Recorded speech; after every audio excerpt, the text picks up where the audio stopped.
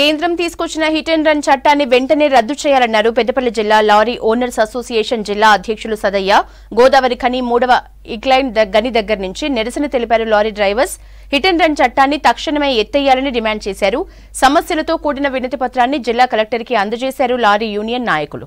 కేంద్ర ప్రభుత్వం మా డ్రైవర్లపై ఏ చట్టాన్ని అయితే తీసుకొచ్చిందో ఆ చట్టాన్ని 7 లక్షల రూపాయల ఫైను 10 సంవత్సరాల జైలు శిక్ష నా సామాన్య డ్రైవర్ల మీద ఏదైతే మోపిరో దాని మరుక్షణమే ఎత్తివేయాలని మేము మనస్ఫూర్తిగా కోరుకుంటున్నాం.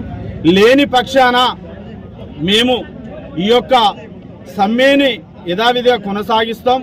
ఎందుకనంటే ఎత్తివేసినామన్నారు చాటు మార్గాన కొన్ని యూనియన్లతో అమ్ముడుపోయి ఈరోజు కేంద్ర ప్రభుత్వం వారిని కొని రాత్రి నా డ్రైవర్ సోదరుల మీద ఈ యొక్క చట్టాన్ని తీసుకురావడం జరిగింది. రేపు ఉదయం 8 గంటల నుంచి 9 గంటల ప్రాంతంలో మేము ఒక ర్యాలీగా బయలుదేరి పెద్దపల్లి జిల్లా కలెక్టర్ ఆఫీసులో ఒక 100 మంది డ్రైవర్లతోటి వినతి పత్రం ఇవ్వడానికి మేము సిద్ధంగా ఉన్నాం.